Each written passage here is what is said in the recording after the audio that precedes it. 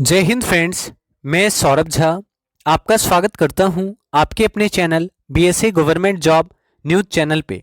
आज हम लोग सभी प्रकार के कम्पिटिटिव एग्जाम्स को ध्यान में रखते हुए करंट अफेयर्स के मोस्ट इम्पॉर्टेंट सवालों को देखेंगे। साथ ही साथ इन सवालों से जुड़े संभावित प्रश्नों को डिस्कस करेंगे जो आपके एग्जाम में पूछे जा सकते हैं। आप सभी से रिक्वेस्ट करेंगे कि आप क्लास को अधिक से अधिक शेयर करें ताकि अधिक संख्या में बच्चे क्लास में आकर क्लास का लाभ उठा सकें। आप सभी से रिक्वेस्ट करेंगे कि आप क्लास में सारे सवालों के आंसर किया करें और प्लीज़ क्लास को सपोर्ट करें, क्लास को लाइक और शेयर अवश्य करें। तो चलिए शुरू करते हैं क्लास और देखते हैं हमारा पहला सवाल। 15 अक्टूबर 2021 को किन्हें भारतीय क्रिकेट सीनियर टीम का मुख्य कोच नियुक्त किए जाने की घोषणा की गई? तो आप जानते हैं वर्तमान में भारतीय क्रिकेट सीनियर टीम के मुख्य कोच कौन है? तो श्री राहुल द्रविड़। आप जानते हैं कि राहुल द्रविड़ वर्तमान में भारतीय क्रिकेट टीम के मुख्य कोच हैं। राहुल द्रविड़ को दवाल कहा जाता है, राहुल द्रविड़ को मिस्टर भरोसेमंद या मिस्टर डिपेंडेबल भी कहा जाता है। तो याद रखिएगा कि राहुल द्रविड़ को दवाल के नाम से जाना जाता है और राहुल द्रविड़ वर्तमान में भारतीय क्रिकेट टीम के मुख्य कोच हैं। तो आपका आंसर ऑप्शन नंबर सी याद रखिएगा। और राहुल द्रविड़ से पहले भारतीय क्रिकेट टीम के कोच थे रवि शास्त्री, याद रखेंगे। ठीक है, सभी को पता होगा ये। अब यहां से कुछ इंपॉर्टेंट सवाल आपको बताना है। आपको बताना है हाल ही में कौन सा ऐसा गेंदबाज है जो टेस्ट मैच की एक पारी में सभी 10 विकेट लिया है। टेस्ट मैच की एक पारी में सभी 10 विकेट लेने वाले 3 गेंदबाज हैं। तीनों गेंदबाज का नाम आपको कमेंट करना है, तो फटाफट कमेंट करेंगे। टेस्ट मैच की एक पारी में सभी 10 विकेट लेने वाले 3 गेंदबाज का नाम आपको बताना है। ठीक है, टेस्ट मैच की एक पारी में सभी 10 विकेट लेने वाले खिलाड़ी या गेंदबाज, 10 विकेट लेने वाले खिलाड़ी कौन कौन है? तो याद रखना है टेस्ट मैच की एक पारी में सभी 10 विकेट लेने वाले 3 खिलाड़ी हैं। ठीक है, कौन कौन? तो याद रखना है जिम लेकर इंग्लैंड के बॉलर थे। जिम लेकर ने टेस्ट मैच की एक पारी में सभी 10 विकेट लिया था। इसके अलावा याद रखना अनिल कुंबले, भारत के अनिल कुंबले ने भी टेस्ट मैच की एक पारी में 10 विकेट लेने का रिकॉर्ड बनाया है। तो अनिल कुंबले जी, जिम लेकर। इसके अलावा हाल ही में टेस्ट मैच की एक पारी में सभी 10 विकेट लेने वाले खिलाड़ी बने हैं न्यूजीलैंड के एजाज पटेल। समझ में आया? तो हाल ही में यह रिकॉर्ड किसने बनाया है? एजाज पटेल ने। तो अगर आपसे पूछे कि न्यूजीलैंड एजाज पटेल किस देश के हैं, तो पहले तो याद रखना है एजाज पटेल न्यूजीलैंड के हैं। एजाज पटेल न्यूजीलैंड के हैं। न्यूजीलैंड के बॉलर एजाज पटेल ने टेस्ट मैच की एक ही पारी में सभी 10 विकेट लेने का रिकॉर्ड बनाया और इस प्रकार यह दुनिया के तीसरे क्रिकेटर बने हैं जिन्होंने टेस्ट मैच की एक पारी में सभी 10 विकेट लेने का रिकॉर्ड बनाया है। इससे पहले जिम लेकर इंग्लैंड के और इंडिया के अनिल कुंबले जी ने टेस्ट मैच की एक पारी में 10 विकेट लेने का रिकॉर्ड बनाया था और एजाज पटेल ने इंडिया के विरुद्ध ही सभी 10 विकेट लिए थे एक टेस्ट मैच में। ठीक है, तो याद रखिएगा अगर आपसे पूछे एजाज पटेल ने एक टेस्ट के एक पारी में सभी 10 विकेट किस देश के विरुद्ध लिया, तो इंडिया के विरुद्ध, याद रखिएगा। ठीक है, तो न्यूजीलैंड के क्रिकेट खिलाड़ी एजाज पटेल टेस्ट मैच में एक ही पारी में सभी 10 विकेट लेने वाले दुनिया के तीसरे गेंदबाज बने। इन्होंने भारत के खिलाफ यह कारनामा किया, याद रखेंगे। अब आपको एक सवाल बताना है कि T20 में 400 छक्का लगाने वाला, T20 में 400 छक्का लगाने वाला, ठीक है, T20 में 400 छक्के लगाने वाले भारत के पहले बल्लेबाज कौन हैं? तो आंसर करेंगे T20 में 400 छक्के लगाने वाले पहले भारतीय बल्लेबाज कौन है, आपको बताना है। T20 में 400 छक्के लगाने वाले पहले भारतीय बल्लेबाज कौन है? तो याद रखना है रोहित शर्मा। T20 में 400 छक्के लगाने वाले पहले भारतीय खिलाड़ी हैं रोहित शर्मा। ठीक है, रोहित शर्मा इंपॉर्टेंट सवाल है। T20 में 400 छक्के लगाने वाले पहले भारतीय बल्लेबाज हैं या खिलाड़ी हैं रोहित शर्मा, याद रखिएगा। इसके अलावा याद रखना है आईपीएल में एक टीम के खिलाफ 1000 रन बनाने वाले पहले भारतीय खिलाड़ी बने हैं रोहित शर्मा। ठीक है, इन्होंने केकेआर यानी कोलकाता नाइट राइडर्स के खिलाफ 1000 रन बनाए हैं। तो याद रखना है आईपीएल में एक टीम के खिलाफ 1000 रन बनाने वाले पहले भारतीय खिलाड़ी रोहित शर्मा। इसके अलावा T20 में 400 छक्के लगाने वाले पहले भारतीय खिलाड़ी रोहित शर्मा, याद रखिएगा। बहुत ही इंपॉर्टेंट सवाल है, इसको आप याद रखिएगा। ठीक है, एक सवाल आपको बताना है, बहुत ही इंपॉर्टेंट सवाल, आप बताइएगा। आपको बताना है भारतीय महिला क्रिकेट टीम की कप्तान मिताली राज क्रिकेट के सभी प्रारूपों में मिलाकर विश्व में सबसे ज्यादा रन बनाने वाली महिला खिलाड़ी हैं। तो आपको बताना है मिताली राज किस राज्य से बिलोंग करती हैं। मिताली राज किस राज्य से बिलोंग करती हैं? तो आप जानते हैं मिताली राज राजस्थान की हैं। याद रखना है मिताली राज राजस्थान की हैं। कहाँ की हैं मिताली राज? मिताली राज राजस्थान की हैं। याद रखना है मिताली राज राजस्थान की हैं। ठीक है, याद रखिएगा। तो इस सवाल का आपका सही आंसर हो गया राहुल द्रविड़ वर्तमान में भारतीय क्रिकेट टीम के कोच हैं। याद रखिएगा। क्लास को एक बार शेयर कर दीजिए ताकि और भी बच्चे क्लास में आ सकें और क्लास का लाभ उठा सकें। सुर्खियों में रहा क्रिप्स एम टूल किस योजना से संबंधित है? आंसर करेंगे सुर्खियों में रहा क्रिप्स एम टूल किस योजना से संबंधित है? ऑप्शन नंबर ए प्रधानमंत्री संपदा योजना, ऑप्शन नंबर बी प्रधानमंत्री जन धन योजना, ऑप्शन नंबर सी प्रधानमंत्री किसान सम्मान निधि योजना, option number D Mahatma Gandhi राष्ट्रीय ग्रामीण रोजगार गारंटी योजना। तो क्रिप्स एम टूल किस योजना से संबंधित है? तो याद रखेंगे क्रिप्स एम टूल का संबंध Mahatma Gandhi national rural employment guarantee scheme से है। तो सही आंसर क्या होगा? Option number D Mahatma Gandhi राष्ट्रीय ग्रामीण रोजगार गारंटी योजना से संबंधित है क्रिप्स एम टूल। याद रखेंगे। तो ऑप्शन नंबर डी सही आंसर हो जाएगा। अगला सवाल, कौन सा शहर सार्वजनिक परिवहन में रोपवे सेवाओं का उपयोग करने वाला भारत का पहला शहर बना? तो आंसर करेंगे which city will be the first in India to use ropeway services in public transport? कौन सा शहर सार्वजनिक परिवहन में रोपवे सेवाओं का उपयोग करने वाला भारत का पहला शहर बना है? तो आंसर याद रखना है वाराणसी। वाराणसी शहर रोपवे सेवाओं का उपयोग करने वाला भारत का पहला शहर बना है। तो आंसर क्या होगा? Option number D Varanasi. याद रखिएगा। ठीक है, तो वाराणसी रोपवे सेवाओं का उपयोग करने वाला भारत का पहला शहर बना है। याद रखेंगे। अब यहां से कुछ इंपॉर्टेंट सवाल आपको याद रखना है। अगर आपसे पूछे भारत का पहला वाटर प्लस शहर किसे घोषित किया गया, तो आपको बताना है पहला वाटर प्लस शहर किसे घोषित किया गया। पता है तो बताएंगे पहला वाटर प्लस शहर किसे घोषित किया गया। पहला वाटर प्लस शहर किसे घोषित किया गया? तो भारत का पहला वाटर प्लस शहर घोषित किया गया इंदौर को। याद रखिएगा, पहला वाटर प्लस शहर किसे घोषित किया गया? तो भारत का पहला वाटर प्लस शहर इंदौर को घोषित किया गया। याद रखिएगा। अगर आपसे पूछे भारत का सबसे बड़ा लैंडफिल बायोगैस प्लांट कहां लॉन्च किया गया, तो बताएंगे सबसे बड़ा, आप आंसर करेंगे भारत का सबसे बड़ा लैंडफिल, भारत का सबसे बड़ा लैंडफिल बायोगैस प्लांट कहां लॉन्च किया गया? लैंडफिल बायोगैस प्लांट कहां लॉन्च किया गया? तो भारत का सबसे बड़ा लैंडफिल बायोगैस प्लांट कहां लॉन्च किया गया? तो हैदराबाद में। कहां पे लॉन्च किया गया? हैदराबाद में। तो याद रखना है भारत का सबसे बड़ा लैंडफिल बायोगैस प्लांट हैदराबाद में लॉन्च किया गया। याद रखेंगे। अगर आपसे पूछे भारत का पहला डिजिटल खाद्य संग्रहालय कहां खोला गया, पहला डिजिटल खाद्य संग्रहालय कहां खोला गया, तो बहुत इंपॉर्टेंट सवाल है, पहला डिजिटल खाद्य संग्रहालय कहां खोला गया? तो आंसर करेंगे पहला डिजिटल खाद्य संग्रहालय कहां खोला गया? भारत का पहला डिजिटल संग्रहालय कहां खोला गया? भारत का पहला डिजिटल संग्रहालय कहां खोला गया? ठीक है, तो भारत का पहला डिजिटल संग्रहालय तंजावुर में खोला गया। भारत का पहला डिजिटल खाद्य संग्रहालय तंजावुर में खोला गया। याद रखेंगे। ठीक है, इंपॉर्टेंट सवाल है। तो इस सवाल का आंसर क्या होगा? कौन सा शहर सार्वजनिक परिवहन में रोपवे सेवाओं का उपयोग करने वाला भारत का पहला शहर बना? तो याद रखिएगा सार्वजनिक परिवहन में रोपवे सेवाओं का उपयोग करने वाला भारत का पहला शहर बना है वाराणसी। तो ऑप्शन नंबर डी आपका सही आंसर होगा। याद रखेंगे। क्लास को एक बार शेयर कर दीजिए। World food day is celebrated every year. प्रतिवर्ष विश्व खाद्य दिवस कब मनाया जाता है? तो आंसर करेंगे प्रतिवर्ष विश्व खाद्य दिवस कब मनाया जाता है? प्रतिवर्ष विश्व खाद्य दिवस कब मनाया जाता है? प्रतिवर्ष विश्व खाद्य दिवस कब मनाया जाता है? तो आप जानते हैं 16 अक्टूबर।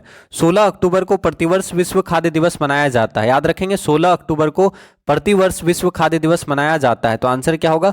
16 अक्टूबर। 16 अक्टूबर को प्रतिवर्ष विश्व खाद्य दिवस मनाया जाता है, याद रखेंगे। अगर आपसे पूछे 1 अक्टूबर को क्या मनाया जाता है, तो अंतर्राष्ट्रीय वृद्धजन दिवस, याद रखना 1 अक्टूबर को अंतर्राष्ट्रीय वृद्धजन दिवस मनाया जाता है। 1 अक्टूबर को अंतर्राष्ट्रीय वृद्धजन दिवस मनाया जाता है। 1 अक्टूबर को अंतर्राष्ट्रीय वृद्धजन दिवस मनाया जाता है। 1 अक्टूबर को अंतर्राष्ट्रीय वृद्धजन दिवस मनाया जाता है, याद रखिएगा 1 अक्टूबर को अंतर्राष्ट्रीय वृद्धजन दिवस मनाया जाता है।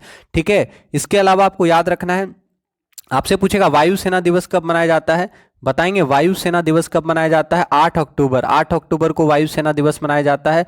8 अक्टूबर को याद रखना है, वायुसेना दिवस मनाया जाता है 8 अक्टूबर को। ठीक है, अगर आपसे पूछे विश्व डाक दिवस कब मनाया जाता है, विश्व डाक दिवस कब मनाया जाता है, बताएंगे विश्व डाक दिवस कब मनाया जाता है? तो विश्व डाक दिवस 9 अक्टूबर को मनाया जाता है। ठीक है, विश्व डाक दिवस 9 अक्टूबर को मनाया जाता है, तो याद रखना है विश्व डाक दिवस 9 अक्टूबर को मनाया जाता है।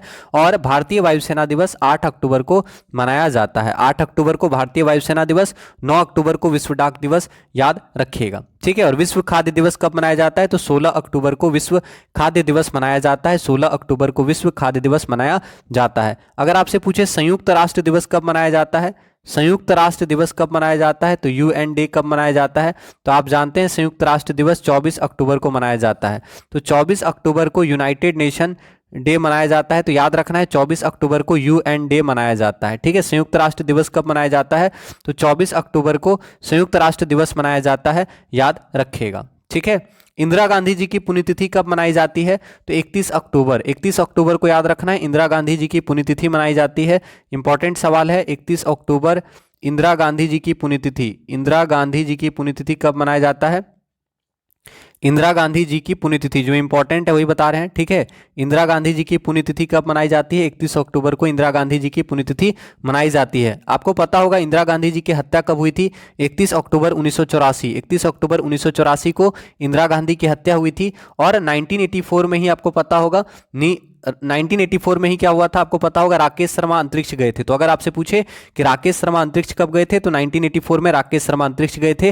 और 1984 में ही इंदिरा गांधी की हत्या हुई थी 31 तारीख को। तो 31 अक्टूबर 1984 को इंदिरा गांधी की हत्या हुई थी। 31 अक्टूबर को इंदिरा गांधी जी की पुण्यतिथि मनाई जाती है। इसके अलावा आप जानते हैं सरदार पटेल जयंती कब मनाया जाता है? तो सरदार वल्लभ भाई पटेल जी की जयंती 31 अक्टूबर को मनाया जाता है। तो याद रखना है सरदार वल्लभ भाई पटेल जी की जयंती 31 अक्टूबर को मनाया जाता है। राष्ट्रीय एकता दिवस 31 अक्टूबर को मनाया जाता है। इंदिरा गांधी जी की पुण्यतिथि 31 अक्टूबर को मनाया जाता है। इंपॉर्टेंट है ये डेट, आप इसको याद कीजिएगा। ठीक है, तो इस सवाल का आंसर हो गया प्रतिवर्ष विश्व खाद्य दिवस 16 अक्टूबर को मनाया जाता है। आप सभी से हम्बल रिक्वेस्ट करेंगे, प्लीज क्लास को सपोर्ट नहीं किए हैं, क्लास को लाइक नहीं किए हैं तो लाइक कर देंगे। अगला सवाल, 15 अक्टूबर 2021 को प्रधानमंत्री नरेंद्र मोदी ने कितने नए रक्षा सार्वजनिक उपक्रम राष्ट्र को समर्पित किए? तो आंसर करेंगे how many new defence PSUs have been dedicated to the nation by Prime Minister Narendra Modi on October 15, 2021। 15 अक्टूबर 2021 को प्रधानमंत्री नरेंद्र मोदी ने कितने नए रक्षा सार्वजनिक उपक्रम राष्ट्र को समर्पित किए हैं? ठीक है, तो याद रखना आंसर क्या होगा? Option number B 5। आंसर क्या होगा? Option number B 5। ठीक है, तो याद रखना है आंसर क्या होगा इसका? 7 होगा आंसर। ऑप्शन नंबर सी होगा, 7 होगा आंसर। ठीक है, ध्यान रखिएगा आंसर होगा 7। ठीक है, 15 अक्टूबर 2021 को प्रधानमंत्री नरेंद्र मोदी ने 7 नए रक्षा सार्वजनिक उपक्रम राष्ट्र को घोषित किए हैं। तो आंसर क्या होगा? 7 नए रक्षा सार्वजनिक उपक्रम राष्ट्र को घोषित किया गया है नरेंद्र मोदी जी के द्वारा, याद रखेंगे। ठीक है, अगला सवाल, IPL 2021 का खिताब किनके द्वारा जीता गया? Who has won the IPL 2021 title? तो सभी को पता है IPL 2021 का खिताब किसने जीता है? Chennai super Kings. तो याद रखेंगे आंसर क्या होगा? चेन्नई सुपर किंग्स ने IPL 2021 का खिताब जीता है। तो आंसर ऑप्शन नंबर ए। और आप जानते हैं कौन सा संस्करण था IPL 2021? 14वां संस्करण था। तो याद रखना है कौन सा संस्करण? 14वां संस्करण। तो अगर आपसे हो सकता है ऐसे पूछ दे IPL का 14वां संस्करण, तो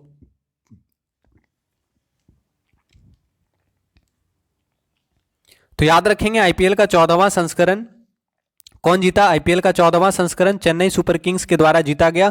किसको हराकर? तो याद रखना है कोलकाता नाइट राइडर्स को हराकर। उपविजेता कौन था? Kolkata night Riders.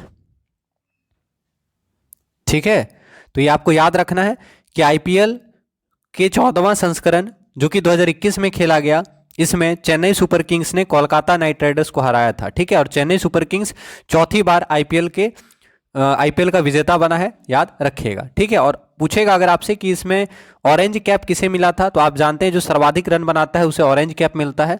और ऑरेंज कैप किसे मिला था, तो ऋतुराज गायकवाड़, याद रखिएगा, ऋतुराज गायकवाड़ को ऑरेंज कैप मिला था। ठीक है, सर्वाधिक रन बनाने के कारण। और अगर आपसे पूछे कि सर्वाधिक विकेट लेने के लिए कौन सा कैप मिलता है, तो पर्पल कैप। पर्पल कैप सर्वाधिक विकेट लेने वाले को मिलता है, हर्षल पटेल को पर्पल कैप मिला है और ऋतुराज गायकवाड़ को ऑरेंज कैप मिला है, याद रखिएगा। ठीक है, तो आईपीएल 2021 का खिताब चेन्नई सुपर किंग्स ने जीता है, याद रखिएगा। अब यहां से कुछ इंपॉर्टेंट सवाल आप लिख सकते हैं T20 वर्ल्ड कप से। अगर आपसे पूछे T20 वर्ल्ड कप कहां पे हुआ, ठीक है, T20 वर्ल्ड कप कहां पे हुआ, ठीक है, तो T20 वर्ल्ड कप कहां पे हुआ था, यूएई और ओमान में हुआ था। तो T20 वर्ल्ड कप कहां हुआ, आयोजन यूएई में। ठीक है, भारत में आयोजन होता तो हम लोगों को अच्छा होता, फायदा होता।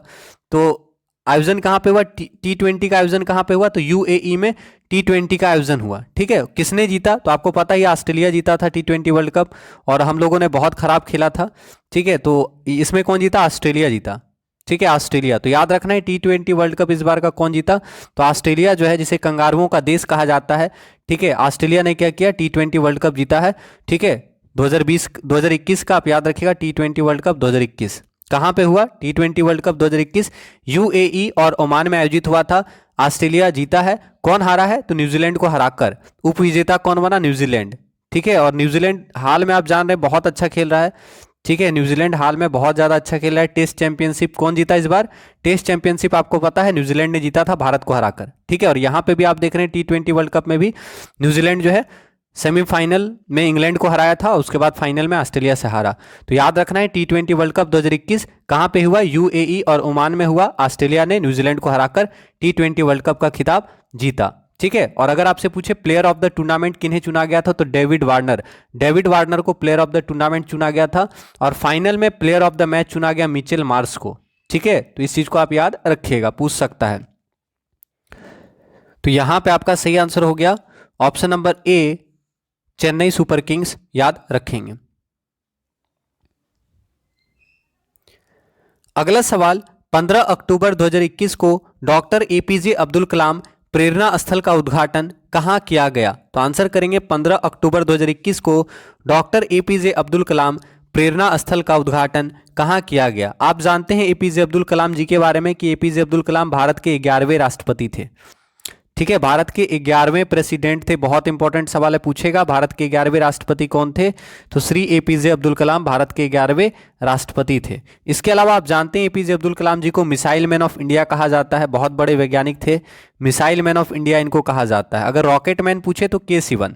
ठीक है, तो मिसाइल मैन ऑफ इंडिया किनको कहा जाता है, तो याद रखना है एपीजे अब्दुल कलाम जी को मिसाइल मैन ऑफ इंडिया कहा जाता है, और यह भारत के 11वें राष्ट्रपति थे। ठीक है, तो अब आपसे पूछ रहा है एपीजे अब्दुल कलाम प्रेरणा स्थल का उद्घाटन कहां किया गया, तो सही आंसर क्या होगा, विशाखापट्टनम। याद रखिएगा, विशाखापट्टनम में एपीजे अब्दुल कलाम प्रेरणा स्थल का उद्घाटन किया गया। विशाखापट्टनम में एपीजे अब्दुल कलाम प्रेरणा स्थल का उद्घाटन किया गया। आंसर ऑप्शन नंबर बी, याद रखेंगे। ठीक है, समझ में आया। अब यहां से आपको कुछ सवाल और देखिए जो एग्जाम में बहुत ज्यादा इंपॉर्टेंट है, आपको बताना है, आंसर करेंगे। भारत का पहला टीबी मुक्त केंद्र शासित प्रदेश कौन सा है, बताएं, पहला टीबी मुक्त केंद्र शासित प्रदेश कौन सा है, पहला टीबी मुक्त केंद्र शासित प्रदेश कौन सा है, भारत का पहला टीबी मुक्त केंद्र शासित प्रदेश कौन सा है। ठीक है, तो आंसर करें, भारत का पहला टीबी मुक्त केंद्र शासित प्रदेश कौन सा है, तो याद रखना है लक्षद्वीप। लक्षद्वीप जो है भारत का पहला टीबी मुक्त केंद्र शासित प्रदेश है। लक्षद्वीप जो है भारत का पहला टीबी मुक्त केंद्र शासित प्रदेश है। और आप जानते हैं लक्षद्वीप में टोटल 36 द्वीप हैं, लक्षद्वीप में टोटल 36 द्वीप हैं, याद रखिएगा। और लक्षद्वीप का निर्माण प्रवाल भित्तियों के द्वारा हुआ है। ठीक है, तो लक्षद्वीप जो है प्रवाल भित्तियों द्वारा निर्मित द्वीप है। लक्षद्वीप में कुल 36 द्वीप हैं, और लक्षद्वीप जो है भारत का पहला टीबी मुक्त केंद्र शासित प्रदेश बना है, याद रखेंगे। ठीक है, इसके अलावा आपको एक सवाल बहुत अच्छा है, भारत का पहला बुद्धिस्ट थीम पार्क कहां बनाया गया। आपको बताना है पहला बुद्धिस्ट थीम पार्क कहाँ बनाया गया? पहला बुद्धिस्ट थीम पार्क कहाँ बनाया गया? याद है? भारत का पहला बुद्धिस्ट थीम पार्क कहाँ बनाया गया? तो सांची, मध्य प्रदेश। सांची का स्तूप कहाँ पे है? आप जानते हैं मध्य प्रदेश में है सांची का स्तूप। किसने बनाया सांची का स्तूप? आप जानते हैं सम्राट अशोक। सम्राट अशोक ने सांची का स्तूप बनाया था और सांची का स्तूप मध्य प्रदेश में है। सांची का स्तूप बौद्ध धर्म से संबंधित है। तो ऐसे ही आप याद रखिएगा, पहला बुद्धिस्ट थीम पार्क कहाँ पे बनाया गया? तो याद रखना है भारत का पहला Buddhist theme park Sanchi, Madhya Pradesh में बनाया गया है। ठीक है, आराम से याद हो जाएगा, इसको आप नोट कीजिएगा, इंपॉर्टेंट सवाल है। ठीक है, आपको बताना भारत में पहली बार जनजातीय गौरव दिवस कब मनाया गया? बहुत इंपॉर्टेंट सवाल है, बताएंगे पहला जनजातीय गौरव दिवस कब मनाया गया? पहला जनजातीय गौरव दिवस कब मनाया गया? पहला जनजातीय गौरव दिवस कब मनाया गया? ठीक है, पहला जनजातीय गौरव दिवस कब मनाया गया? तो याद रखना है 15 नवंबर। 15 नवंबर 2021 पूछेगा एग्जाम में डायरेक्टली कि भारत का पहला जनजातीय गौरव दिवस कब मनाया गया? 15 नवंबर 2021 को भारत का पहला जनजातीय गौरव दिवस मनाया गया, याद रखेंगे। और आप जानते हैं किनको याद करते हुए? तो भगवान बिरसा मुंडा जी के जन्मदिन पर। ठीक है, तो भगवान बिरसा मुंडा जी के जन्मदिन पर भारत में पहली बार जनजातीय गौरव दिवस मनाया गया 15 नवंबर 2021 को, याद रखिएगा। ठीक है, अगर आपसे पूछे भारत में पहली बार पराक्रम दिवस कब मनाया गया? पराक्रम दिवस अब कब मनाया जाएगा? पराक्रम दिवस कितने तारीख को मनाया जाएगा? आपसे पूछेगा पराक्रम दिवस, तो आप सभी को पता होगा पराक्रम दिवस सुभाष चंद्र बोस जी को याद करते हुए मनाया जाएगा पराक्रम दिवस। तो आपसे पूछेगा पराक्रम दिवस, पहला पराक्रम दिवस कब मनाया गया? पहला पराक्रम दिवस कब मनाया गया? 23 जनवरी 2021। याद रखना है 23 जनवरी को सुभाष चंद्र बोस जी की जयंती है और 23 जनवरी 2021 को पहली बार पराक्रम दिवस मनाया गया। 23 जनवरी को सुभाष चंद्र बोस जी की जयंती होती है, आप जानते हैं। ठीक है, तो आपको ये चीज याद रखना है।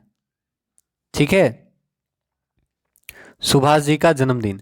ठीक है, तो आपको याद रखना है सुभाष जी को याद करते हुए हम लोग क्या करेंगे? सुभाष चंद्र जी को याद करते हुए पराक्रम दिवस मनाएंगे 23 जनवरी को। तो पहला पराक्रम दिवस 23 जनवरी 2021 को मनाया गया, याद रखेंगे। ठीक है, तो आप सभी से हम्बल रिक्वेस्ट करेंगे क्लास को एक बार शेयर कीजिएगा। इस सवाल का सही आंसर होगा डॉक्टर एपीजे अब्दुल कलाम प्रेरणा स्थल कहाँ बनाया गया है? तो विशाखापट्टनम आपका सही आंसर होगा, याद रखेंगे। तो क्लास को प्लीज एक बार शेयर कर दीजिए। अगला सवाल, 16 अक्टूबर 2021 को विश्वकर्मा वाटिका की स्थापना कहाँ की गई? तो आंसर करेंगे 16 अक्टूबर 2021 को विश्वकर्मा वाटिका की स्थापना कहाँ की गई?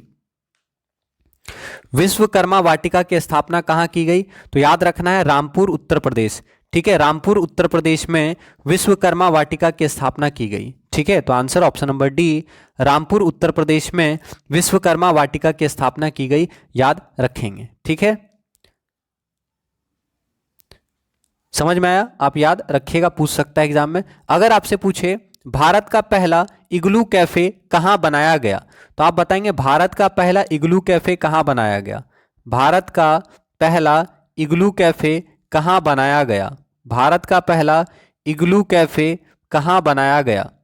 ठीक है, तो भारत का पहला इग्लू कैफे गुलमर्ग, कश्मीर में बनाया गया। तो याद रखना है भारत का पहला इग्लू कैफे गुलमर्ग, कश्मीर में बनाया गया। भारत का पहला इग्लू कैफे गुलमर्ग, कश्मीर में बनाया गया, याद रखिएगा। ठीक है, इंपॉर्टेंट है, पूछ सकता है, इसको आप याद रखिएगा। भारत, अब आपको बताना है, ये तो समझ में आ गया। अब आपको बताना है विश्व का सबसे ऊंचा ईवी चार्जिंग स्टेशन कहां बनाया गया? सबसे ऊंचा ईवी चार्जिंग स्टेशन कहां बनाया? सबसे ऊंचा ईवी चार्जिंग स्टेशन कहां बनाया गया? ठीक है, तो विश्व का सबसे ऊंचा EV charging station Himachal Pradesh में बनाया गया। तो इंपॉर्टेंट सवाल है, याद रखना है विश्व का सबसे ऊंचा EV charging station Himachal Pradesh में स्थापित किया गया है, याद रखेंगे। ठीक है, आपको बताना है दुनिया का सबसे ऊंचा मूवी थिएटर का उद्घाटन कहां हुआ है? दुनिया का सबसे ऊंचा मूवी थिएटर कहां पे है? दुनिया का सबसे ऊंचा मूवी थिएटर कहाँ पे है? ये सब सवाल एग्जाम में डायरेक्टली पूछेगा। आपको बताना है दुनिया का सबसे ऊंचा मूवी थिएटर कहाँ पे है? मूवी थिएटर कहाँ पे है? तो याद रखना है लद्दाख में। ठीक है, दुनिया का सबसे ऊंचा मूवी थिएटर कहाँ खोला गया है? तो लद्दाख में। याद रखना है दुनिया का सबसे ऊंचा, ठीक है, दुनिया का सबसे ऊंचा मूवी थिएटर कहाँ खोला गया है? लद्दाख में दुनिया का सबसे ऊंचा मूवी थिएटर स्थापित किया गया है, याद रखेंगे। ठीक है, तो इस सवाल का आंसर क्या हो जाएगा? याद रखना है विश्वकर्मा वाटिका की स्थापना रामपुर उत्तर प्रदेश में की गई है। ऑप्शन नंबर डी आपका सही आंसर होगा, याद रखेंगे। तो क्लास को प्लीज एक बार शेयर करेंगे। अगला सवाल, अक्टूबर 2021 में किस राज्य के द्वारा सभी के लिए मुख्यमंत्री स्वास्थ्य योजना शुरू की गई? ठीक है, तो यहां पे थोड़ा सा मिसप्रिंट है, आपको बताना है सभी के लिए मुख्यमंत्री स्वास्थ्य योजना, सभी के लिए मुख्यमंत्री स्वास्थ्य योजना किस राज्य के द्वारा शुरू किया गया है? तो आंसर करेंगे सभी के लिए मुख्यमंत्री स्वास्थ्य योजना किस राज्य के द्वारा शुरू किया गया है? तो याद रखना है मणिपुर, मणिपुर राज्य सरकार के द्वारा सभी के लिए मुख्यमंत्री स्वास्थ्य योजना की शुरुआत की गई है। ठीक है, तो आपका आंसर क्या होगा? मणिपुर। तो याद रखना है मणिपुर राज्य के द्वारा, मणिपुर राज्य सरकार द्वारा सभी के लिए मुख्यमंत्री स्वास्थ्य योजना शुरू किया गया है। ठीक है, और इसके तहत राज्य में घर घर जाकर प्रत्येक व्यक्ति के स्वास्थ्य की जांच करना तथा गंभीर बीमारी होने पर आयुष्मान भारत स्वास्थ्य कार्ड जारी करना, और ये बहुत अच्छा स्कीम है। ठीक है, तो याद रखना है मणिपुर राज्य सरकार के द्वारा सभी के लिए मुख्यमंत्री स्वास्थ्य योजना शुरू किया गया है। ठीक है, तो बहुत इंपॉर्टेंट है, याद रखिएगा। इसके अलावा कुछ और राज्य है जिसके द्वारा कुछ और स्कीम चलाया गया है, योजना शुरू किया गया है, तो उसको भी आप याद रखिएगा। अगर आपसे पूछे असम राज्य सरकार द्वारा कौन सा योजना शुरू किया गया है, तो मुख्यमंत्री शिशु सेवा योजना, मुख्यमंत्री शिशु सेवा योजना, याद रखना है मुख्यमंत्री शिशु सेवा योजना किस राज्य सरकार के द्वारा शुरू किया गया? तो मुख्यमंत्री शिशु सेवा योजना असम राज्य सरकार द्वारा शुरू किया गया। कोविड-19 के कारण अपने माता पिता को खो चुके बच्चे को आर्थिक सहायता के रूप में प्रति माह 3500 रुपया प्रदान किया जाएगा असम मुख्यमंत्री शिशु सेवा योजना के तहत। तो याद रखिएगा असम राज्य सरकार के द्वारा मुख्यमंत्री शिशु सेवा योजना शुरू किया गया है। मोस्ट इंपॉर्टेंट सवाल है, इसको आप नोट कर लेंगे। ठीक है, समझ में आया? अब आपसे पूछेगा यहाँ पे मिजोरम सरकार के द्वारा कौन सा स्कीम चलाया गया? अगर आपको पता होगा तो कमेंट कर दीजिएगा। मिजोरम राज्य सरकार के द्वारा कौन कौन सा वर्तमान में स्कीम चलाया गया है? ठीक है, मणिपुर इस सवाल का आंसर होगा, याद रखिएगा। मणिपुर राज्य सरकार के द्वारा सभी के लिए मुख्यमंत्री स्वास्थ्य योजना शुरू किया गया है। ठीक है, तो आंसर ऑप्शन नंबर डी याद रखेंगे। कुछ और इंपॉर्टेंट स्कीम अगर आप लिखना चाहते हैं तो लिख सकते हैं, एग्जाम में पूछ सकता है। आपको पूछेगा, ध्यान दीजिएगा, पर्वत धारा योजना किस राज्य सरकार द्वारा शुरू किया गया? पर्वत धारा योजना याद रखना, हिमाचल प्रदेश सरकार के द्वारा पर्वत धारा योजना शुरू किया गया। ठीक है, हिमाचल प्रदेश सरकार द्वारा, तो हिमाचल प्रदेश सरकार द्वारा पर्वत धारा योजना शुरू किया गया है। याद रखना, हिमाचल प्रदेश सरकार द्वारा पर्वत धारा योजना शुरू किया गया है। ठीक है, अगर आपसे पूछे वात्सल्य योजना तो याद रखेंगे उत्तराखंड सरकार के द्वारा वात्सल्य योजना शुरू किया गया, उत्तराखंड सरकार के द्वारा वात्सल्य योजना शुरू किया गया है, याद रखेंगे। ठीक है, आपको बताना है, आपसे पूछेगा अंकुर योजना किस राज्य सरकार द्वारा शुरू किया गया है? तो अंकुर योजना मध्य प्रदेश सरकार के द्वारा शुरू किया गया है।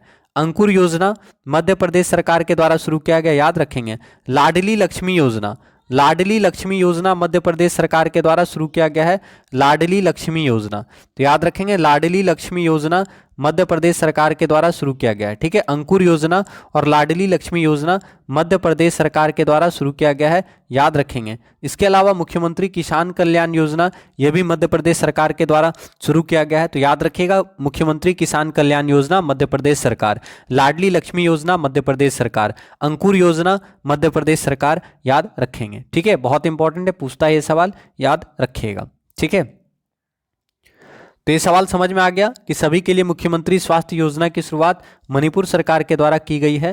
क्लास को प्लीज एक बार आप लोग शेयर कर दें ताकि और बच्चे क्लास में आ सकें।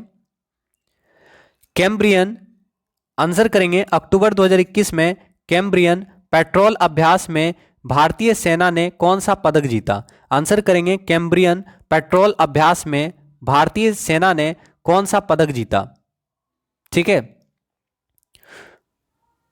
तो आंसर होगा क्या? स्वर्ण पदक, option number A gold medal. याद रखना है which medal has been won by the Indian Army in the Cambrian Patrol exercise in October 2021, तो आंसर होगा स्वर्ण पदक। ठीक है, अक्टूबर 2021 में कैम्ब्रियन पेट्रोल अभ्यास में भारतीय सेना ने स्वर्ण पदक जीता, याद रखेंगे।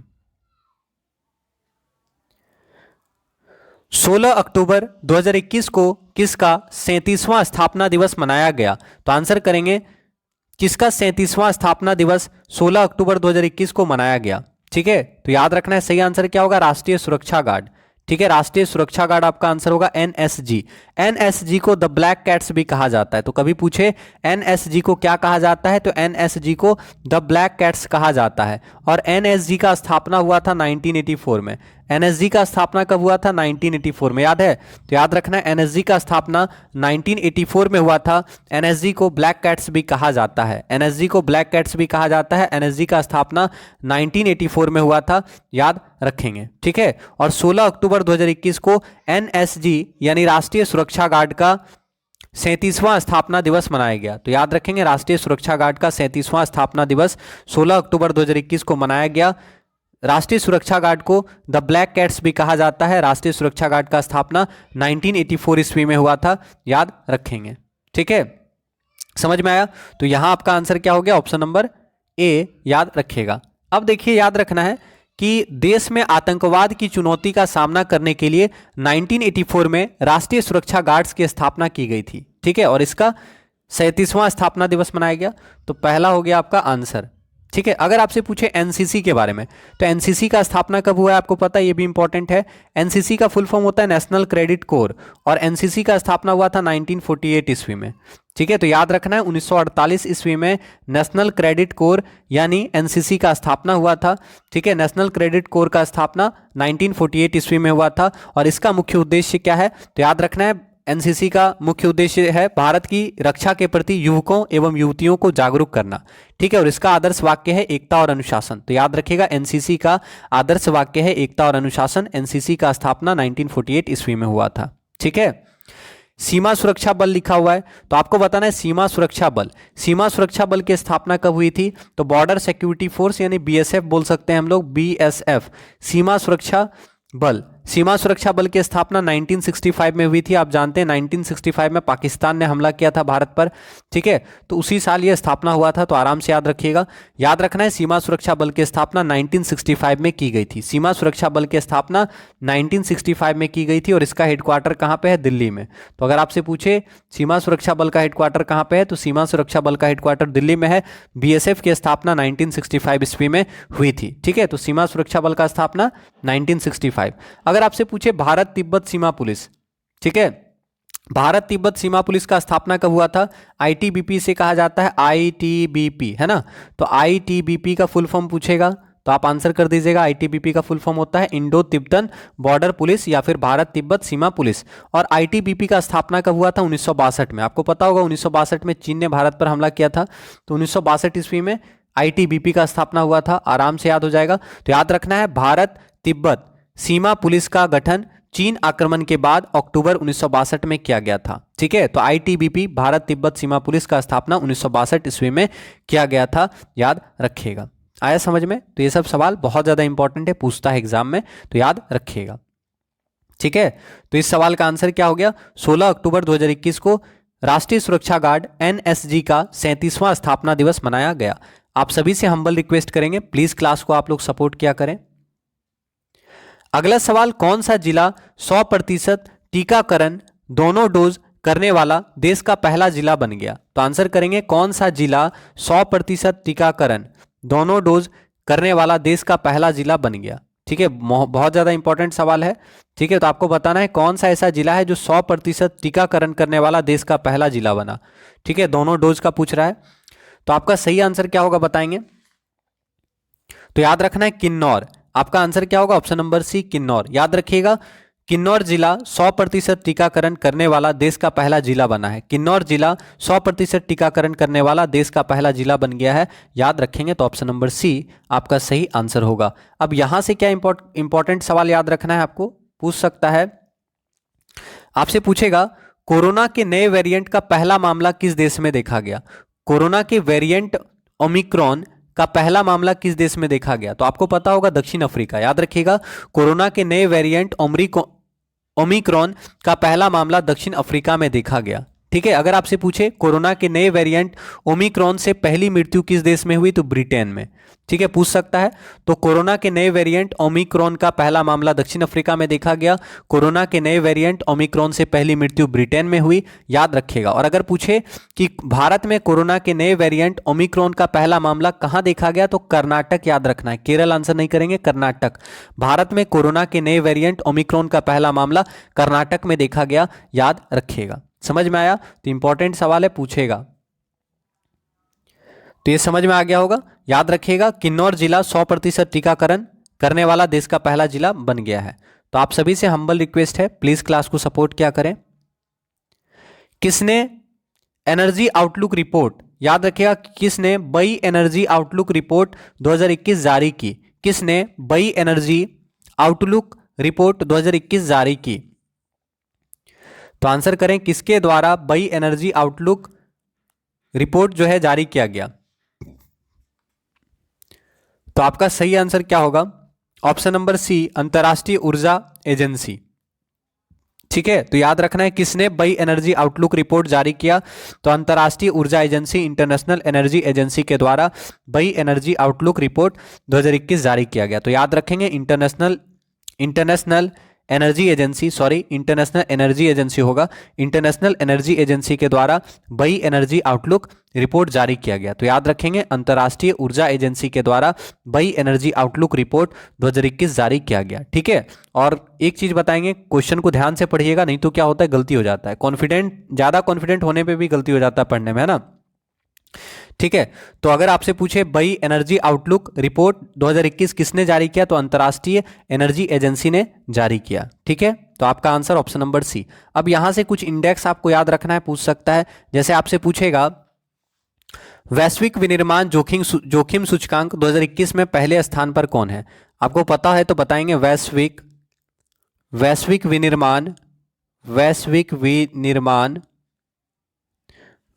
विनिर्माण जोखिम सूचकांक 2021 में एक नंबर पे कौन है? वैश्विक विनिर्माण जोखिम सूचकांक 2021 में, ठीक है, नंबर 1 पे कौन है? चीन। और भारत जो है नंबर 2 पे है। ठीक है, तो याद रखना है, वैश्विक विनिर्माण जोखिम सूचकांक 2021 में चीन एक नंबर पे है और भारत दूसरे नंबर पे है, याद रखिएगा। ठीक है, अगर आपसे पूछे एशिया पावर इंडेक्स में कौन नंबर 1 पे है? एशिया पावर इंडेक्स में एक नंबर पे कौन है? ठीक है, एशिया पावर इंडेक्स 2021, ध्यान दीजिएगा, इस क्वेश्चन को गलती मत कीजिएगा। एशिया पावर इंडेक्स 2021, इसमें पहला स्थान मिला है अमेरिका को। ठीक है, अब आप सोचिएगा अमेरिका कहां से आ गया, तो अमेरिका को पहला स्थान दिया गया है। तो एशिया पावर इंडेक्स 2021 में अमेरिका को पहला स्थान दिया गया है, याद रखना है, अमेरिका को पहला स्थान दिया गया है। एशिया पावर इंडेक्स 2021 में अमेरिका को पहला स्थान दिया गया है और भारत को चौथा स्थान दिया गया है। तो एशिया पावर इंडेक्स 2021 जो है लोवी इंस्टीट्यूट द्वारा जारी किया गया है। Asia power index 2021 Loewi institute द्वारा जारी किया गया है, जिसमें अमेरिका को पहला स्थान दिया गया है और भारत को चौथा स्थान दिया गया है, याद रखेंगे। ठीक है, अगर आपसे पूछे ग्लोबल हंगर इंडेक्स, जो कि बहुत इंपॉर्टेंट है, तो आपको बताना है ग्लोबल हंगर इंडेक्स में भारत को कौन सा स्थान मिला है। तो बताइए, ग्लोबल हंगर इंडेक्स में भारत को कौन सा स्थान मिला है? ग्लोबल हंगर इंडेक्स में भारत को कौन सा स्थान मिला है? ग्लोबल हंगर इंडेक्स में भारत को कौन सा स्थान मिला है? तो याद रखना है, ग्लोबल हंगर इंडेक्स में भारत को 101वां स्थान मिला है। कौन सा स्थान मिला है? 101वां। ठीक है, ग्लोबल हंगर इंडेक्स 2021 में भारत को 101वां स्थान मिला है, याद रखिएगा। ग्लोबल हंगर इंडेक्स 2021 में भारत को कौन सा स्थान मिला है? तो याद रखिएगा, 101वां स्थान मिला है। ठीक है, अगर आपसे पूछे ग्लोबल जेंडर गैप इंडेक्स 2021 में एक नंबर पे कौन है? बताएंगे, ग्लोबल जेंडर गैप 2021 में एक नंबर पे कौन है? तो याद रखना, आइसलैंड जो है ग्लोबल जेंडर गैप 2021 में एक नंबर पे है। आइसलैंड को पहला स्थान मिला है ग्लोबल जेंडर गैप 2021 में और भारत को 140वां स्थान मिला है। तो इंपॉर्टेंट है, ग्लोबल जेंडर गैप 2021 में आइसलैंड को पहला स्थान मिला है और भारत को 140वां स्थान मिला है। ग्लोबल जेंडर गैप इंडेक्स विश्व आर्थिक मंच के द्वारा जारी किया जाता है, याद रखेंगे। ठीक है, तो ग्लोबल जेंडर गैप 2021 आइसलैंड पहला स्थान, भारत को 140वां स्थान, याद रखेगा। इसके अलावा आपसे पूछ सकता है, एक बहुत अच्छा सवाल बनता है, विश्व प्रेस स्वतंत्रता सूचकांक, तो बताना है विश्व प्रेस स्वतंत्रता सूचकांक 2021 में नंबर 1 कौन है। विश्व प्रेस स्वतंत्रता सूचकांक, विश्व प्रेस स्वतंत्रता सूचकांक में 1 नंबर में कौन है और भारत का स्थान कौन सा है। विश्व प्रेस स्वतंत्रता सूचकांक में नॉर्वे पहले नंबर पे है। ठीक है, नॉर्वे जो है बहुत सारी चीज़ों में आगे रहता है, नॉर्वे जो है फर्स्ट नंबर पे है और भारत जो है 142 में है, काफ़ी पीछे है। तो याद रखना है विश्व प्रेस स्वतंत्रता सूचकांक में नॉर्वे को पहला स्थान मिला है और भारत को 142वां स्थान मिला है। ठीक है, तो याद रखिएगा विश्व प्रेस स्वतंत्रता सूचकांक 2021 कब का है, ये 2021 का है। तो विश्व प्रेस स्वतंत्रता सूचकांक 2021 में नॉर्वे को पहला स्थान मिला, जबकि भारत को 142वां स्थान मिला है, याद रखेंगे। ठीक है, चलिए तो इतना सवाल यहां से याद रखिएगा। इस सवाल का आंसर क्या होगा, बई एनर्जी आउटलुक रिपोर्ट अंतर्राष्ट्रीय ऊर्जा एजेंसी के द्वारा जारी किया गया है, याद रखेंगे। तो आप सभी से हम्बल रिक्वेस्ट है, प्लीज क्लास को लाइक नहीं किए हैं तो लाइक कर देंगे। किस देश के रिटबर्ग संग्रहालय में भारतीय कला अनुसंधान केंद्र की स्थापना की गई। तो आंसर करेंगे किस देश के रिटबर्ग संग्रहालय में भारतीय कला अनुसंधान केंद्र की स्थापना की गई। तो सही आंसर क्या होगा, स्विट्जरलैंड। तो याद रखिएगा स्विट्जरलैंड के रिटबर्ग संग्रहालय में भारतीय कला अनुसंधान केंद्र की स्थापना की गई। और अगर नहीं समझ में आएगा तो आप यहाँ से याद रख सकते हैं रोजर फेडरर, आप जानते हैं रोजर फेडरर जो कि बहुत महान प्लेयर हैं टेनिस के, है ना। तो रोजर फेडरर से आप रिलेट कर सकते हैं क्योंकि सभी को पता होगा कि रोजर फेडरर स्विट्जरलैंड के हैं, स्विट्जरलैंड के टेनिस प्लेयर हैं रोजर फेडरर।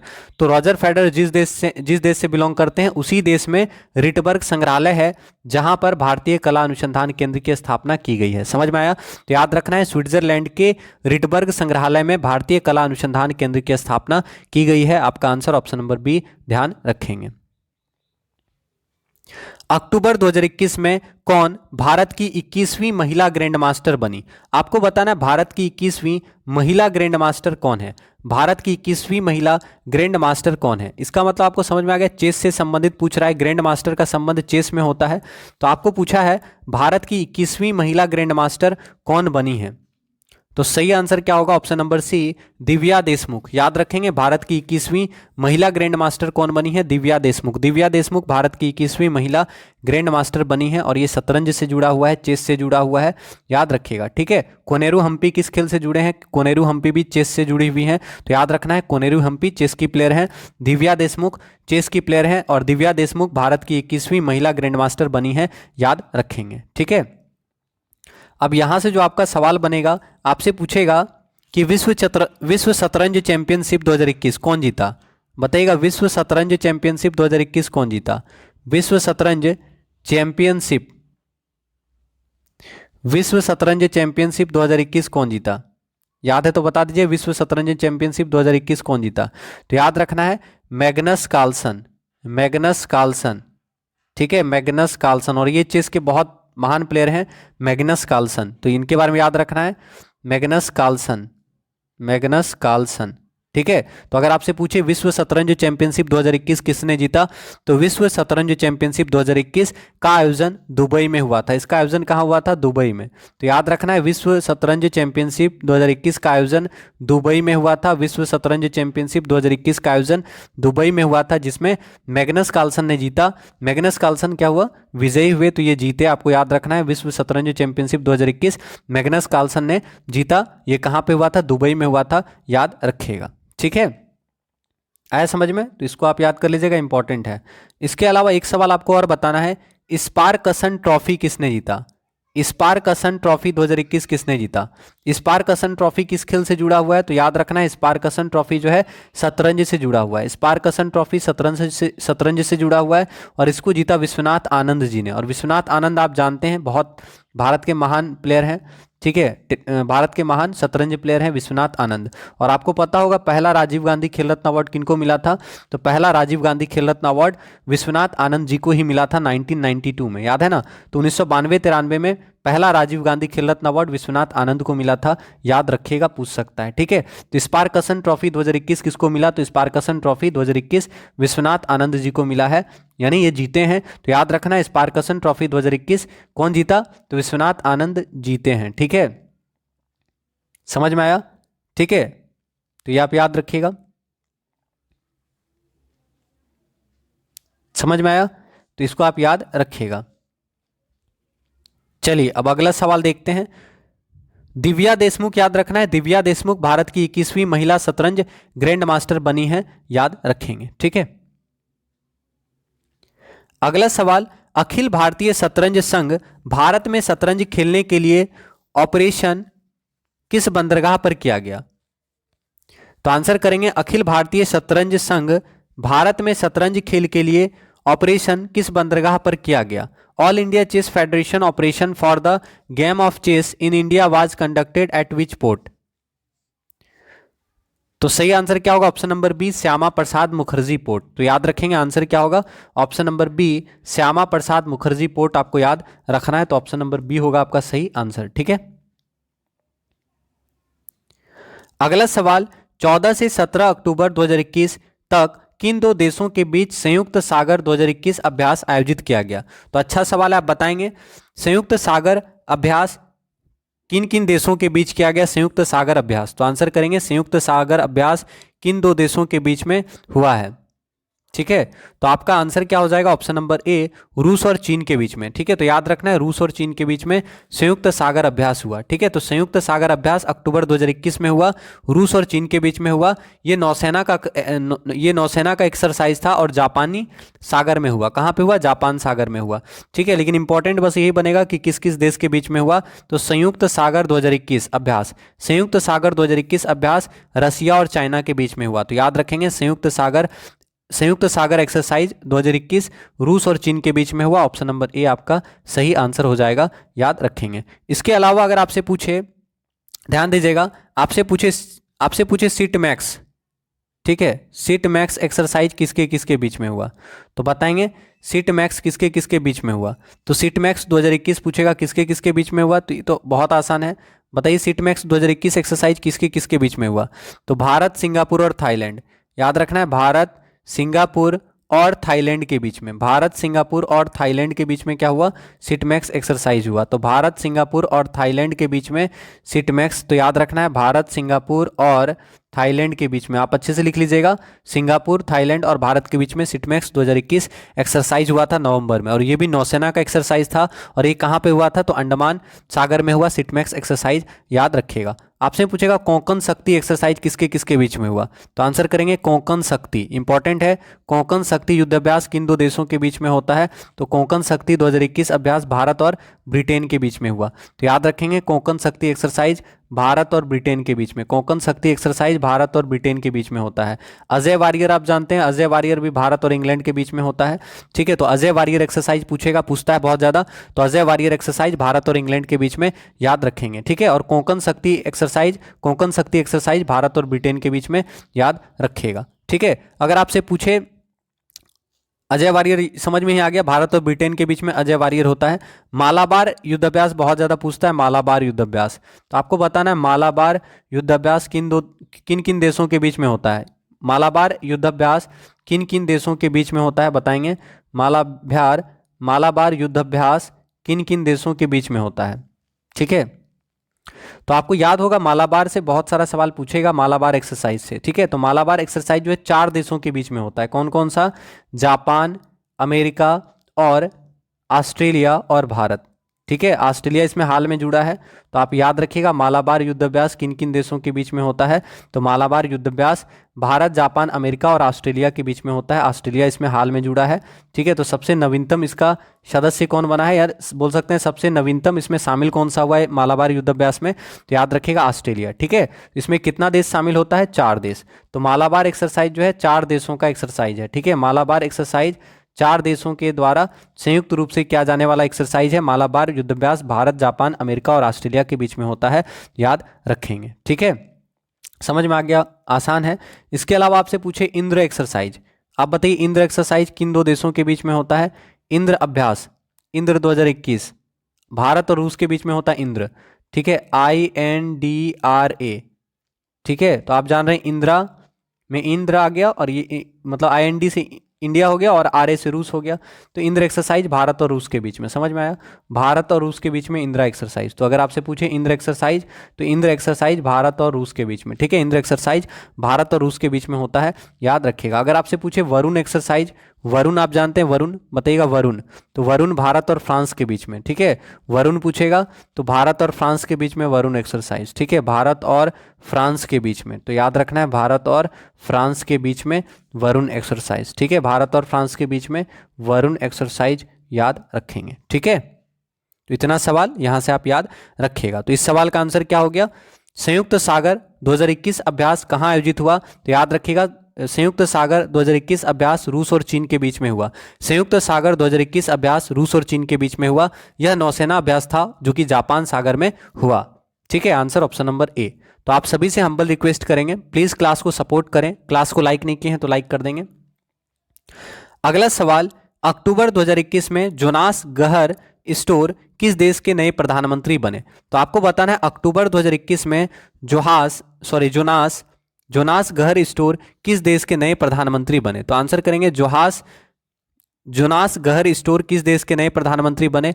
तो आपका आंसर क्या होगा बताएंगे, नॉर्वे। याद रखना है नॉर्वे के नए प्रधानमंत्री बने हैं जोनास गहर स्टोर। जोनास गहर स्टोर कहाँ के नए प्रधानमंत्री बने, नॉर्वे के प्रधानमंत्री बने। नॉर्वे की राजधानी कहाँ है, आपको पता होगा ओस्लो। नॉर्वे की राजधानी कहाँ है, ओस्लो। याद रखना है नॉर्वे की राजधानी कहाँ है, नॉर्वे की राजधानी है ओस्लो। नॉर्वे की राजधानी है ओस्लो और नॉर्वे के नए प्रधानमंत्री बने हैं जोनास गहर स्टोर, ठीक है। और ये कहाँ, नॉर्वे जो है यूरोप का देश है, आपको पता है नॉर्वे यूरोप का देश है, ठीक है। और नॉर्वे की राजधानी ओस्लो और नॉर्वे की मुद्रा है नॉर्वेजियन क्रॉन। तो अगर आपसे पूछे नॉर्वे की मुद्रा क्या है तो नॉर्वे की मुद्रा है नॉर्वेजियन क्रॉन, याद रखिएगा। करेंसी अगर पूछ दे तो क्रॉन, मुद्रा पूछे तो क्रॉन। नॉर्वे की मुद्रा है नॉर्वेजियन क्रॉन, याद रखिएगा। और नॉर्वे की राजधानी ओस्लो, ठीक है। और नॉर्वे के नए प्रधानमंत्री जोनास गहर स्टोर याद रखिएगा, ठीक है। अगर आपसे पूछे ऑस्ट्रिया के नए प्रधानमंत्री कौन है, ऑस्ट्रिया के नए प्रधानमंत्री कौन है। ऑस्ट्रिया की राजधानी वियना होती है, आप जानते हैं ऑस्ट्रिया का राजधानी वियना है। ऑस्ट्रिया का राजधानी वियना है। और ऑस्ट्रिया का चांसलर कौन है, चांसलर पूछेगा आपसे ऑस्ट्रिया का चांसलर कौन है। तो याद रखना ऑस्ट्रिया का चांसलर है कार्ल, नाम बताइए, कार्ल नेहममेर। तो ऑस्ट्रेलिया के चांसलर कौन है, कार्ल नेहममेर। तो याद रखना ऑस्ट्रिया की राजधानी है, ऑस्ट्रिया की राजधानी वियना है। ऑस्ट्रिया का करेंसी जो है यूरो होता है। और ऑस्ट्रिया का चांसलर कौन बने हैं, कार्ल नेहममेर, याद रखेंगे, ठीक है। चलिए तो अगला सवाल देखेंगे। यहां याद रखना है कि जोनास गहर स्टोर किस देश के प्रधानमंत्री बने हैं। तो नॉर्वे के नए प्रधानमंत्री बने हैं जोनास गहर स्टोर, ठीक है।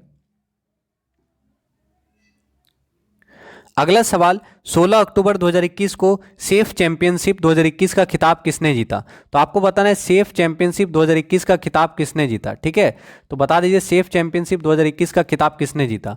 तो आप जानते हैं सेफ चैंपियनशिप 2021 का खिताब किसने जीता। तो भारत ने सेफ चैंपियनशिप 2021 का खिताब जीता, ठीक है। तो याद रखना है सेफ चैंपियनशिप 2021 का खिताब भारत ने जीता, ठीक है। माउंट मणिपुर नेशनल पार्क कहाँ स्थित है। तो आंसर करेंगे where is mount Manipur national park located. Mount Manipur national park कहाँ स्थित है। तो याद रखना है माउंट मणिपुर नेशनल पार्क कहाँ स्थित है। तो जो भी बच्चे मणिपुर आंसर करेंगे गलत हो जाएगा आंसर, ठीक है। पूछा है माउंट मणिपुर नेशनल पार्क कहाँ है। तो याद रखना है mount Manipur national park Andaman Nicobar द्वीप समूह में है। तो याद रखिएगा mount Manipur national park Andaman Nicobar द्वीप समूह में है। माउंट मणिपुर नेशनल पार्क कहाँ है। तो mount Manipur national park Andaman Nicobar द्वीप समूह में है, याद रखिएगा, ठीक है। समझ में आया। तो अच्छा सवाल है, इसको आप नोट कर लीजिएगा। पूछेगा कि माउंट मणिपुर नेशनल पार्क कहाँ है। तो याद रखिएगा अंडमान निकोबार द्वीप समूह में स्थित है माउंट मणिपुर नेशनल पार्क, ठीक है। तो याद रखेंगे माउंट मणिपुर नेशनल पार्क कहाँ है। Mount Manipur national park Andaman Nicobar द्वीप समूह में है, ठीक है। इसके अलावा आप जानते हैं डंकन पास अगर आपसे पूछे कहाँ पे है, डंकन दर्रा कहाँ पे है। तो डंकन दर्रा जो है अंडमान निकोबार द्वीप समूह में स्थित है, डंकन दर्रा, ठीक है। अगर आपसे पूछे कितना डिग्री चैनल जो है अंडमान और निकोबार द्वीप को अलग करता है। तो आप जानते हैं कि 10 डिग्री चैनल, 10 डिग्री चैनल जो है अंडमान को निकोबार द्वीप से अलग करता है। तो याद रखना है 10 डिग्री चैनल अंडमान को निकोबार द्वीप से अलग करता है। 10 डिग्री चैनल अंडमान द्वीप को निकोबार द्वीप से अलग करता है। इसके अलावा डंकन दर्रा अंडमान निकोबार में है, याद रखिएगा। अंडमान निकोबार द्वीप समूह कहाँ स्थित है? तो बंगाल की खाड़ी में स्थित है। अंडमान निकोबार द्वीप समूह बंगाल की खाड़ी में स्थित है, तो याद रखना है अंडमान निकोबार द्वीप समूह बंगाल की खाड़ी में स्थित है। अंडमान निकोबार द्वीप समूह बंगाल की खाड़ी में स्थित है, ठीक है। और आपको पता है अंडमान निकोबार द्वीप समूह कुल कितने द्वीपों से बना है? तो कुल 572 छोटे बड़े द्वीपों से बना है। तो अंडमान निकोबार द्वीप समूह कुल 572 छोटे मोटे द्वीपों से बना है, तो याद रखना है कुल 572 द्वीपों से मिलकर बना है, ठीक है। आप अच्छे से लिख लीजिएगा कि अंडमान निकोबार द्वीप समूह बंगाल की खाड़ी में स्थित है और अंडमान निकोबार द्वीप समूह कुल 572 छोटे मोटे द्वीपों से मिलकर बना है, ठीक है। और आपको पता ही होगा, आपसे पूछता है कि भारत का एकमात्र सक्रिय ज्वालामुखी का नाम क्या है? तो भारत का एकमात्र सक्रिय ज्वालामुखी है बैरन द्वीप। कहाँ पे है? तो अंडमान निकोबार में है। भारत का एकमात्र सक्रिय ज्वालामुखी नाम है बैरन द्वीप। तो बैरन द्वीप भारत का एकमात्र सक्रिय ज्वालामुखी है। कहाँ पे है? अंडमान निकोबार में है। इसके अलावा अंडमान निकोबार में एक सुषुप्त ज्वालामुखी है जिसका नाम है नारकोंडम, ठीक है। तो ये सब आप याद रखिएगा। तो माउंट मणिपुर नेशनल पार्क कहाँ स्थित है? तो याद रखेंगे mount Manipur national park Andaman Nicobar द्वीप समूह में स्थित है, याद रखेंगे। तो आप सभी से हम्बल रिक्वेस्ट है, प्लीज क्लास को आप लोग सपोर्ट करें। लाइक नहीं किए हैं तो लाइक कर देंगे। अगला सवाल, पारसकान 2021 का आयोजन सीके सारा आयोजित किया गया। तो आंसर करेंगे पारसकान 2021 का आयोजन सीके सारा किनके द्वारा किया गया, ठीक है। तो आंसर कीजिए पारसकान 2021 का आयोजन किनके द्वारा किया गया? तो याद रखना है यूआईडीएआई के द्वारा पारसकान 2021 का आयोजन किया गया, ठीक है। तो आंसर होगा ऑप्शन नंबर बी, याद रखिएगा। अगला सवाल, अक्टूबर 2021 में पहला अर्थशॉट पुरस्कार किस भारतीय परियोजना ने जीता? आपको बताना है पहला अर्थशॉट पुरस्कार किस भारतीय परियोजना को दिया गया, ठीक है। तो याद रखना है तकाचर इनोवेशन को पहला अर्थशॉट पुरस्कार दिया गया। तो याद रखेंगे तकाचर इनोवेशन को पहला अर्थशॉट प्राइज दिया गया, ठीक है। पूछेगा पहला अर्थशॉट पुरस्कार किसे दिया गया? तो पहला अर्थशॉट पुरस्कार तकाचर इनोवेशन को दिया गया, ऑप्शन नंबर सी, याद रखिएगा, ठीक है। अगला सवाल, ग्लोबल टीवी रिपोर्ट 2021 किसने जारी की? तो आंसर करेंगे ग्लोबल टीवी रिपोर्ट 2021 किसके द्वारा जारी किया गया? तो आप जानते हैं टीबी एक बीमारी है, टीबी यानी ट्यूबरक्लोसिस, जिसे यक्षमा भी कहा जाता है, इसे तपेदिक भी कहा जाता है ना। तो यक्षमा, टीबी या तपेदिक का रिपोर्ट कौन जारी करेगा? तो आप आराम से आंसर कर सकते हैं। आंसर क्या होगा? ऑप्शन नंबर बी, विश्व स्वास्थ्य संगठन। तो याद रखिएगा ग्लोबल टीबी रिपोर्ट 2021 किसके द्वारा जारी किया गया? तो ग्लोबल टीबी रिपोर्ट 2021 विश्व स्वास्थ्य संगठन के द्वारा जारी किया गया, ठीक है। आंसर ऑप्शन नंबर बी, ठीक है। अगला सवाल, भारत का एक व्यापक भौगोलिक सूचना प्रणाली जीआईएस आधारित भू-स्थानिक ऊर्जा मानचित्र किसने लॉन्च किया? ठीक है। तो आंसर करेंगे भारत का एक व्यापक भौगोलिक सूचना प्रणाली जीआईएस आधारित भू-स्थानिक ऊर्जा मानचित्र किसके द्वारा जारी किया गया, ठीक है। तो अच्छा सवाल है, आंसर बताएंगे। ऑप्शन नंबर ए, नीति आयोग। याद रखिएगा नीति आयोग द्वारा भारत का एक व्यापक भौगोलिक सूचना प्रणाली जीआईएस आधारित भू-स्थानिक ऊर्जा मानचित्र लॉन्च किया गया, ठीक है। तो आपका आंसर क्या होगा? नीति आयोग द्वारा भारत का एक व्यापक भौगोलिक सूचना प्रणाली जीआईएस आधारित भू-स्थानिक ऊर्जा मानचित्र लॉन्च किया गया है। आंसर ऑप्शन नंबर ए, याद रखेंगे। अगला सवाल, 17 से 28 अक्टूबर 2021 के बीच अंतर्राष्ट्रीय ब्लू फ्लैग हवाई युद्ध अभ्यास 2021 किन दो देशों के बीच आयोजित किया गया? तो आपको बताना है, ये ऐसे क्वेश्चन पूछा है कहां पे आयोजित किया गया। तो आपको बताना है 17 से 28 अक्टूबर 2021 के बीच अंतर्राष्ट्रीय ब्लू फ्लैग हवाई युद्ध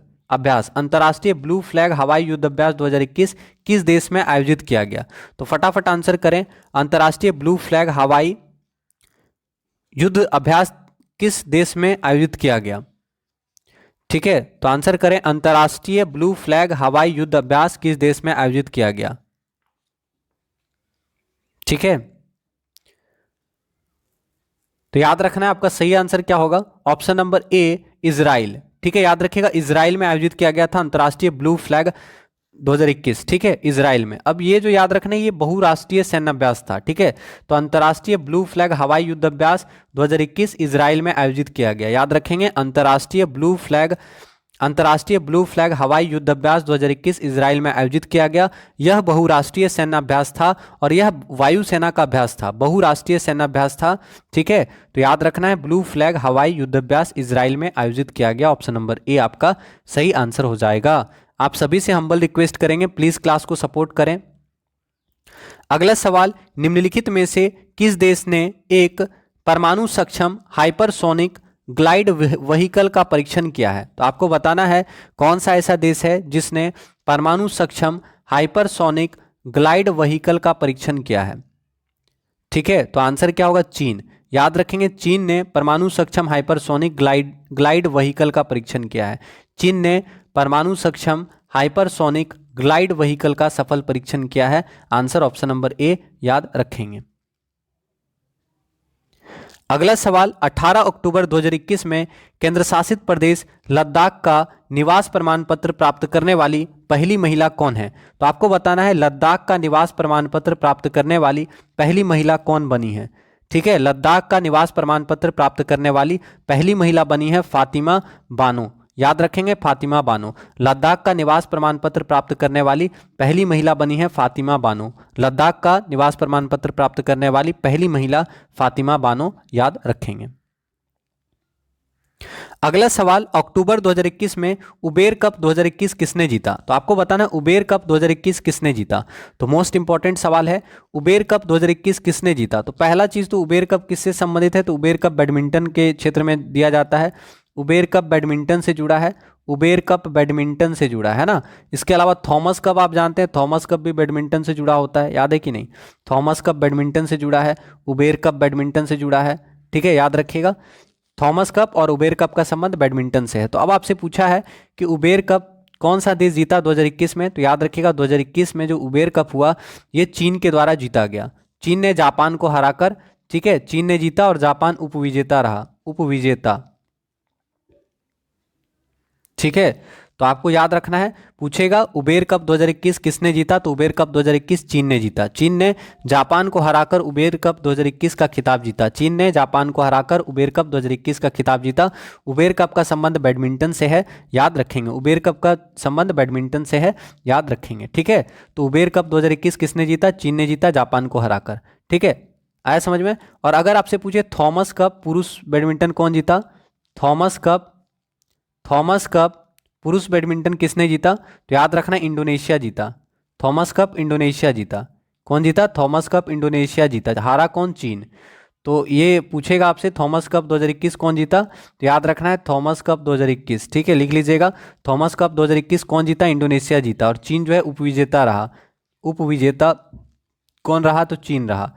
ठीक है, तो थॉमस कप 2021 का खिताब इंडोनेशिया ने जीता चीन को हराकर। ठीक है, तो याद रखिएगा उबेर कप महिला बैडमिंटन, उबेर कप महिला बैडमिंटन किसने जीता?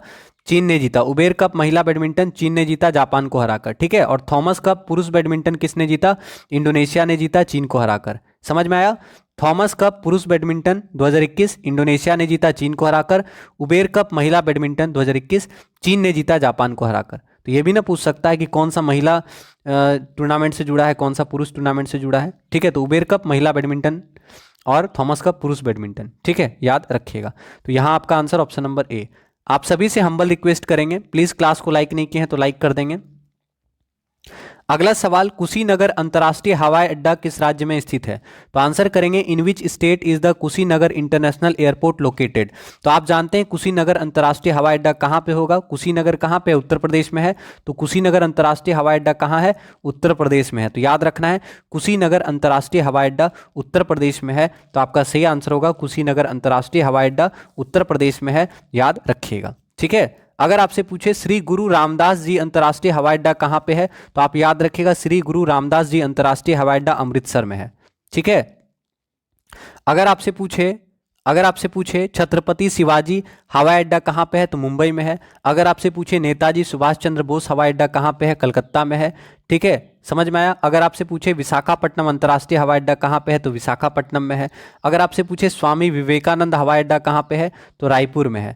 स्वामी विवेकानंद हवाई अड्डा कहाँ पे है? तो याद रखना है स्वामी विवेकानंद हवाई अड्डा कहाँ पे है? स्वामी विवेकानंद हवाई अड्डा कहाँ पे है, तो स्वामी विवेकानंद हवाई अड्डा रायपुर में है। याद रखिएगा, स्वामी विवेकानंद हवाई अड्डा रायपुर में है, स्वामी विवेकानंद हवाई अड्डा रायपुर में। अगर आपसे पूछे देवी अहिल्याबाई होलकर अंतर्राष्ट्रीय हवाई अड्डा कहाँ पे है, तो आप जानते हैं इंदौर। याद रखिएगा, देवी अहिल्याबाई होलकर अंतर्राष्ट्रीय हवाई अड्डा इंदौर में है, याद रखिएगा। अगर आपसे पूछे दाबोलीम हवाई अड्डा कहाँ पे है, दाबोलीम हवाई अड्डा याद रखना है गोवा में है। कहाँ पे है, दाबोलीम हवाई अड्डा कहाँ पे है, तो दाबोलीम हवाई अड्डा गोवा में है। कहाँ पे है, दाबोलीम हवाई अड्डा गोवा में है, याद रखिएगा। ठीक है, तो इतना ही सवाल था। ठीक है, इस सवाल का आंसर क्या होगा, कुशीनगर अंतर्राष्ट्रीय हवाई अड्डा उत्तर प्रदेश में है, याद रखेंगे। ठीक है, तो आप सभी से हम्बल रिक्वेस्ट करेंगे, क्लास अच्छा लगा हो तो प्लीज़ क्लास को सपोर्ट कीजिएगा, क्लास को लाइक और शेयर अवश्य कीजिएगा। साथ ही साथ आप सभी से रिक्वेस्ट करेंगे, किसी भी टॉपिक में आपको दिक्कत होगा तो आप लोग कमेंट कर दीजिएगा। ठीक है, और क्लास में प्लीज़ रेगुलर रहिएगा, तो क्लास में आप रेगुलर रहें और साथ ही साथ क्लास को लाइक और शेयर अवश्य करें। तो आप सभी का तहे दिल से धन्यवाद करते हैं, मिलते हैं आपसे अगली क्लास में। जय हिंद, जय भारत, जय BSA, धन्यवाद।